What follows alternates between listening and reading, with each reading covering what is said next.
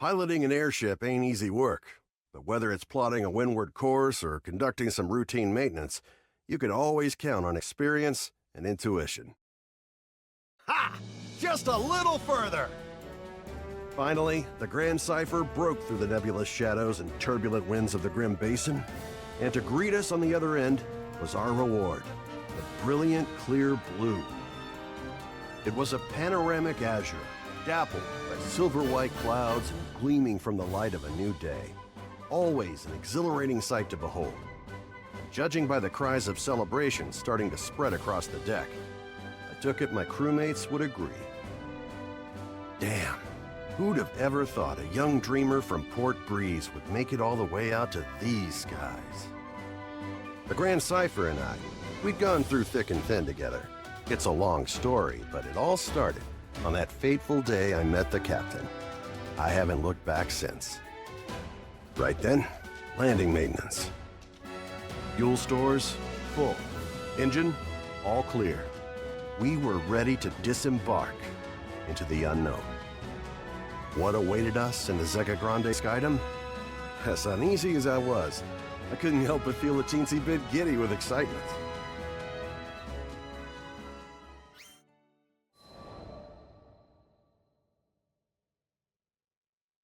Ah, the Grand Cipher.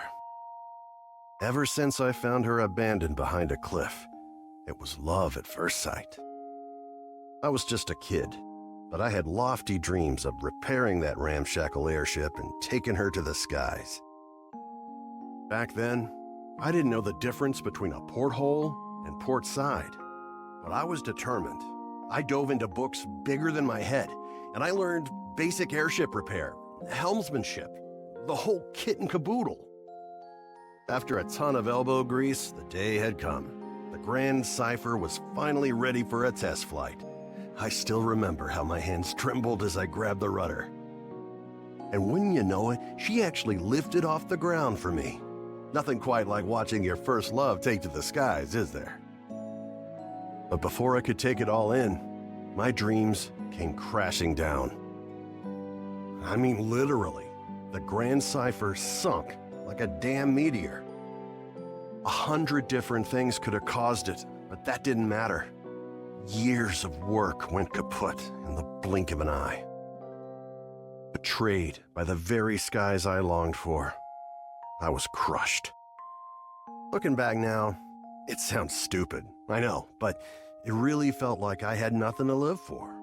I put all my hopes into that hunk of scrap. Laugh if you want, but some pits are too deep to crawl out of, especially when you look up for freedom and all you see is the expansive crystal blue of your tormentor. Don't worry, my pity party wouldn't last for too much longer. You see, my dreams had crashed like a meteor. But ironically enough, it was the meteoric rise of the Erste Empire that would bring the captain into my life. Salvation was on the horizon.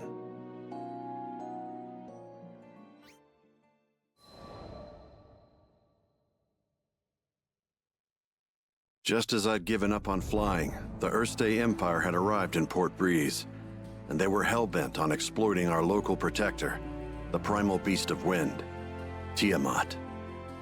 Their twisted machinations caused her to go on a rampage. Port Breeze was in peril. Fortunately, we had an ace up our sleeve, Lyria.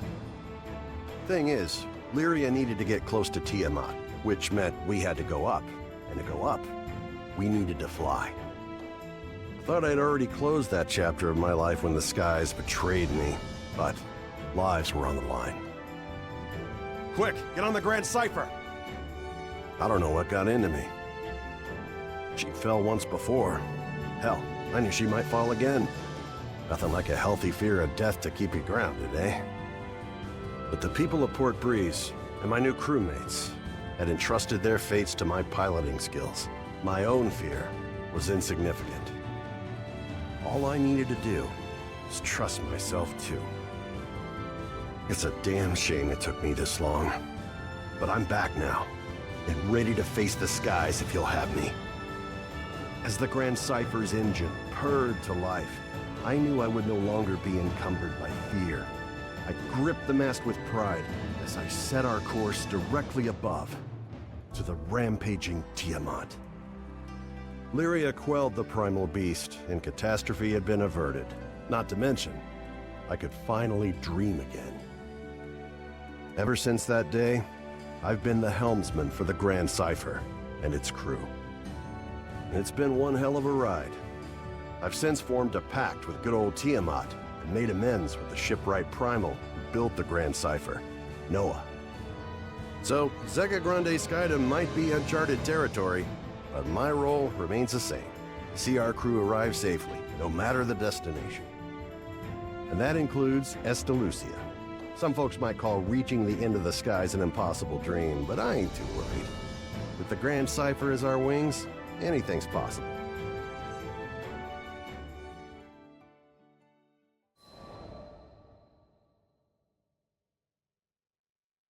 Call it a side effect of being a helmsman, but my ears tend to laser in on any talk of airships. Then again, damn near anybody could have heard this guy shouting. No! No! You can't do this! She's still skyworthy!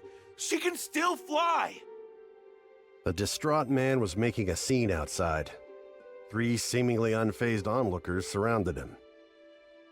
Between all the belly aching, I pieced together the man's story. He was an engineer, was upset that an airship called the Nautilus was set to be decommissioned. His 3 friends, meanwhile, were telling him to see reason that an old ship like that would be more useful as scrap. Reminded me of the Port Breeze days, back when my own dreams seemed like unscalable walls. The 3 onlookers were a young helmsman, a young mechanic, and an older merchant.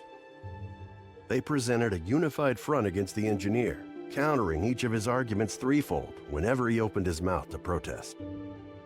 As much as I wanted to help the guy, the trio were speaking the truth. Repairing the damn thing would cost buckets of rupees, and you can't fix an airship on gumption alone. Trust me, I've tried. Them's the breaks, kid. I turned to leave. None of my business, right? But dumb old me, I had to pause as my ears caught what he said next. We made a pact, didn't we? Don't you remember? The Nautilus. You promised that we would take her to the skies. He could barely hold it together. You could hear it in his voice, the desperation as he clung to a quickly fading dream. It was a feeling all too familiar to me.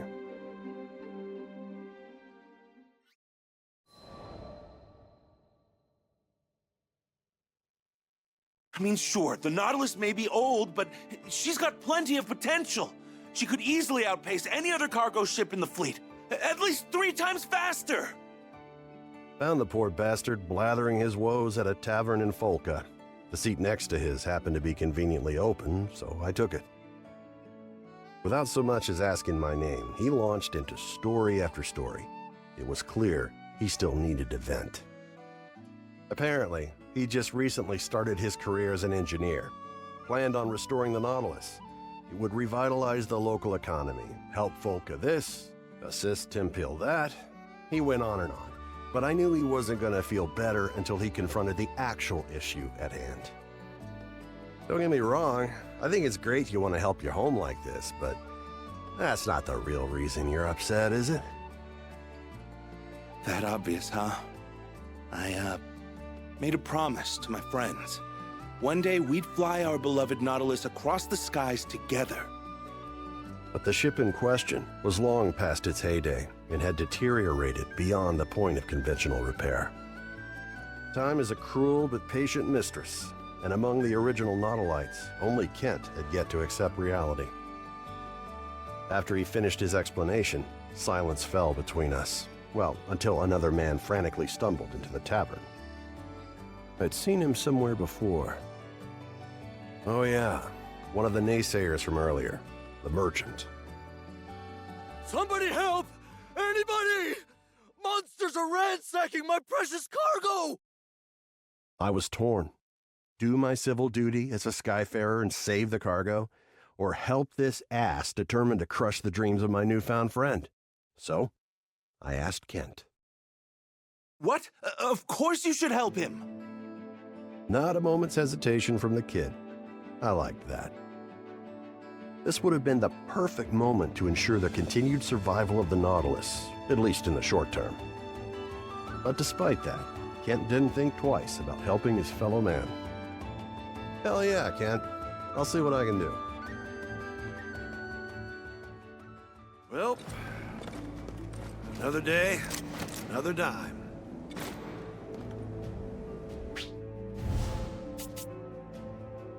According to the merchant, our destination should be around here.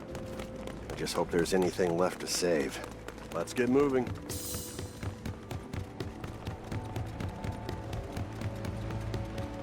Goblins? What the hell are they doing here?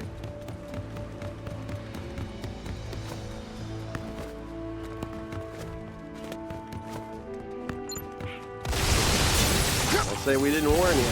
Take that! Rain hell on him! Not bad, if I say so myself. Now then, where were we?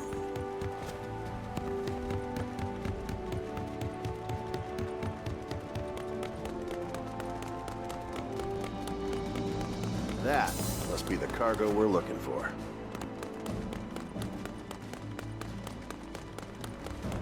Cargo's safe and sound. Maybe. Looks like it's been rummaged through. Don't let up! Watch out, Rackham!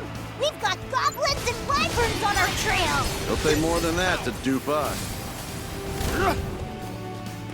Ready. Put me on. Wave away! On the steady roll. Don't let up! Things are about to get dicey. Just don't let him get close to the cargo. Take that! There's still more of them! Rain hell on Stay sharp, everybody! Nice falls. Let's roll. We Go need it. time! Bring the eye! There we go! Bring the eye! Go no further!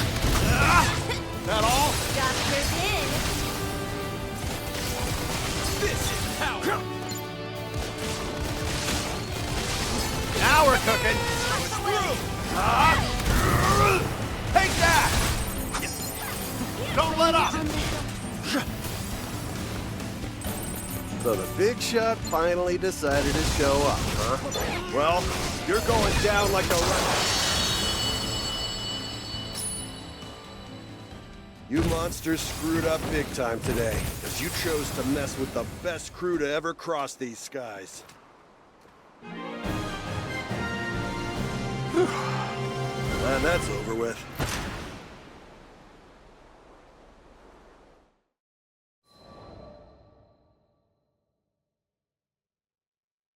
Oh, you're a lifesaver.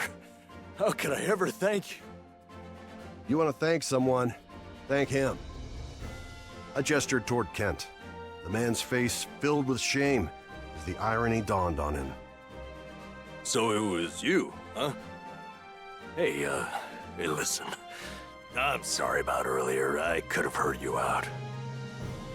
After the merchant left, I wanted to focus on the next goal at hand. Putting some wind back in the Nautilus's sails. So I proceeded to do some intelligent and, dare I say, brilliant thinking on the topic when Kent asked what I was talking about. Whoops, must have been thinking out loud again.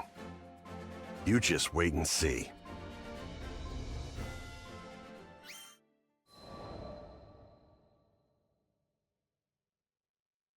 How many times do I gotta say it?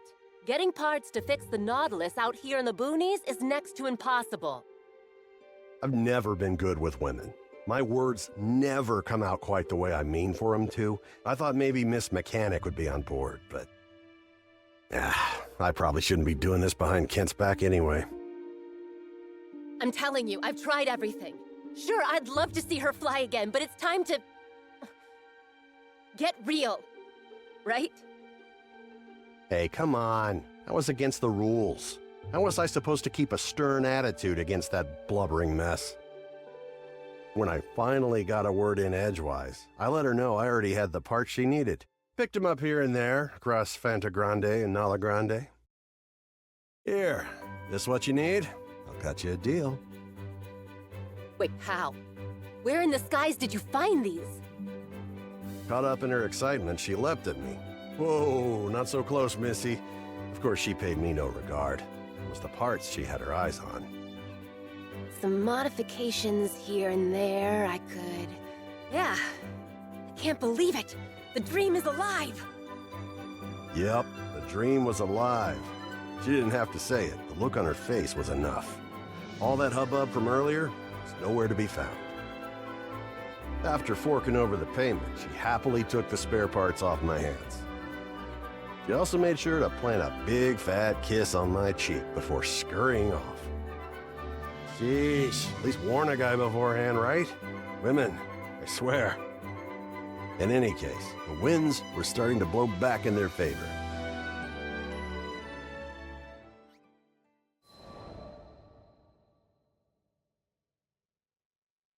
Rackham, there you are. I've got huge news. Listen to this. It was clear from Kent's smile that the repairs on the Nautilus were going smoothly, thanks to a mechanic friend of his. Well, ain't that something? I'd be lying if I said I wasn't impressed. Those parts weren't the easiest to work with. Not bad, Miss Mechanic. Rackham, sir? My friend told me she got the parts from a traveling skyfarer. Had 3-day-old scruff and a little swagger to him. You wouldn't know anything about that, would you? Huh. Well, I keep my scruff in an elegant chin strap. Thank you very much. Not sure I sounded very convincing, trying to play off his answer, but I'm a helmsman, not an actor. Ha! But just another performance or two, and the Nautilus would be skybound once more.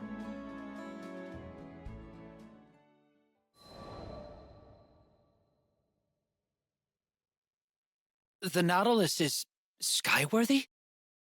I wasn't sure which was greater, the helmsman's confusion or Kent's enthusiasm. Yep. We've got one last bit of patching up to do, but she'll be ready before you know it. Isn't that exciting? Unexpectedly, the helmsman's confusion shifted into something darker. I decided to pry. Yeah, we'll have you back at the helm in no time. Unless you're getting cold feet or something.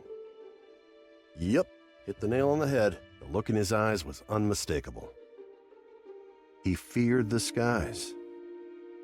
Despite his attempts to hide it, his fists were balled up and trembling. I knew the signs well enough.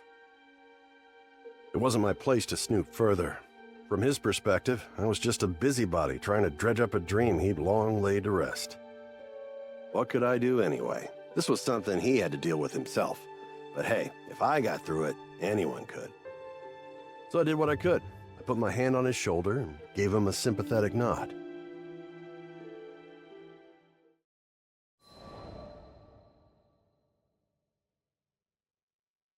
I'm sorry, I don't think I can do this.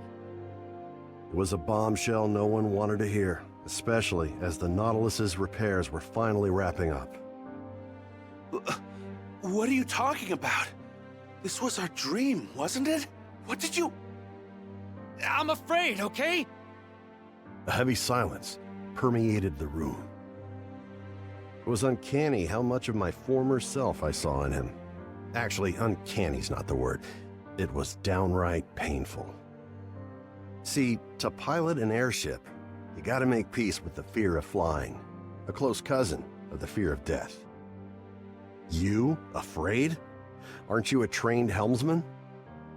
I knew exactly how he felt, but decided to play dumb. His response was so faint, I wasn't sure if he'd said anything at all. Turns out, he made a bad call during a practice flight and crashed his vessel. Barely escaped with his life. I don't want this dream to die, but my arms shake whenever I think of taking the wheel again.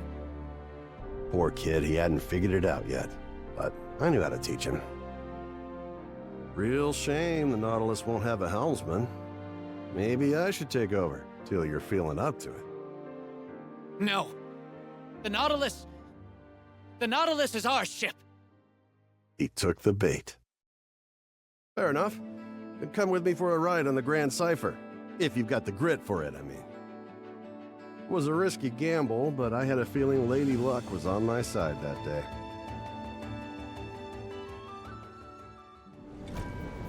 Damn, Damn.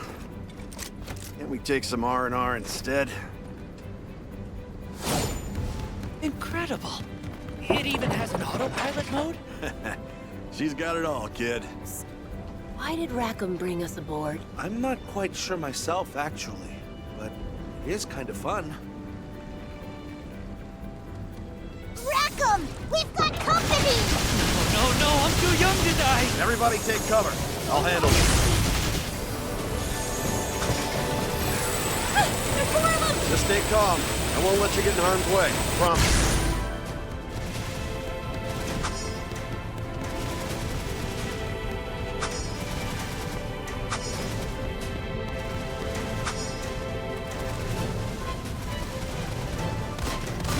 Don't let up! Rain hell on him!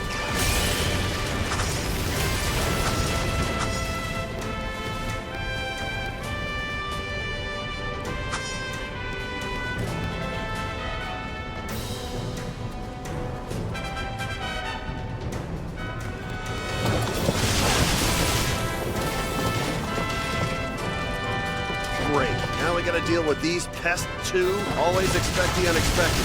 Because in the sky, life and death lie cheek by jowl. Expect the unexpected.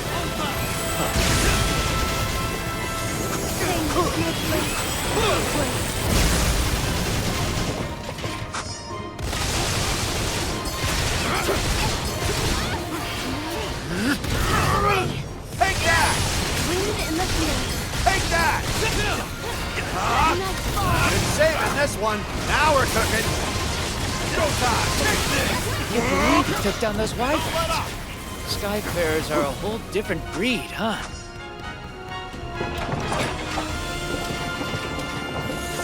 Stay sharp! We've got more wyverns coming our way! So the first horde was just recon, huh? Bring it! They'll go down all the same. I think I'm starting to get it, Rackam. Why it is that you fight. I mean, you want to take to the skies? You've got to be ready for storms, right? Yeah. When you truly believe in a dream, risk of danger, it's a small price to pay. The dream, huh? I let fear get the best of me, and I guess I lost sight of what's important.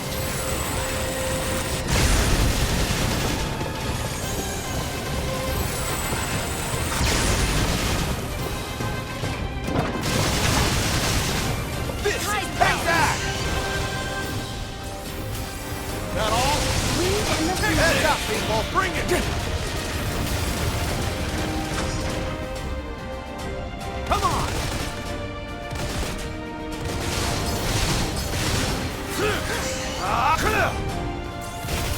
Push through!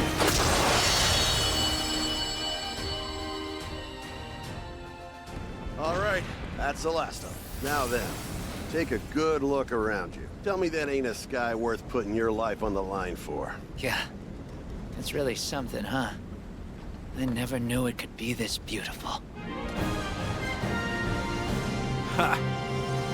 How you guys feeling?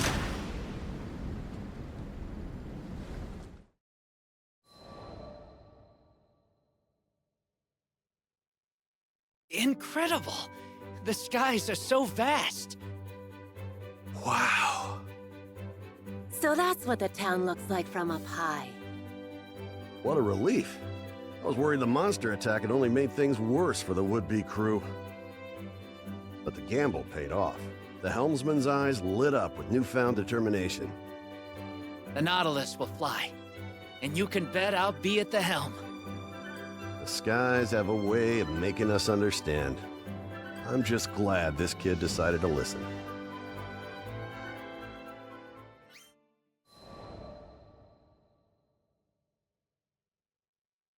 Clear blue skies, gentle breeze. It was perfect conditions for the Nautilus's maiden voyage. As the helmsman gripped the wheel, I knew he was no longer shackled by fear. Kent, Mechanic, the merchant, even Lyria, Vern, and some of our other crewmates.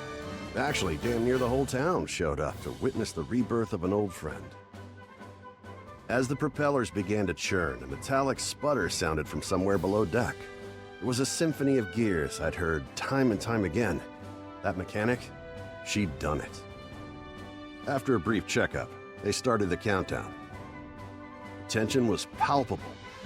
Come on, Nautilus. All eyes were on the airship. No one dared to breathe.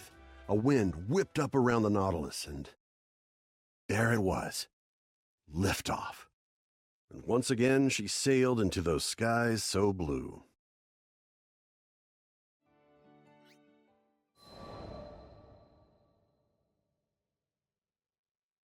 A few weeks had passed since the Nautilus took its maiden voyage. According to Kent, the Nautilus was now Folka's leading cargo ship. Makes sense, given that it was 3 times faster than any other ship on the island. And not only that, but it seemed Kent had found himself a new dream already. Okay, picture this, Rackam. 3 ships conjoined into one massive cruise liner. See? All we need to do is reconstruct these columns here and... I wonder if I sounded that crazy to the others whenever I got my big ideas. Anyway, such a massive ship would require at least 3 helmsmen. So in his effort to make the cruise liner a reality, Kent started studying how to be a helmsman himself. But if Kent were to be the second pilot, who would be the third? About that, actually, we'd be honored to have you as the lead helmsman of our ship. Of course. It was a kind offer, but I already had a family in my crew and a home in the Grand Cipher. But that didn't mean I couldn't let the kid down easy. Sorry, Kent. This Skyfarer's not old enough to set anchor just yet. Until that day comes, you can find me wherever the wind blows.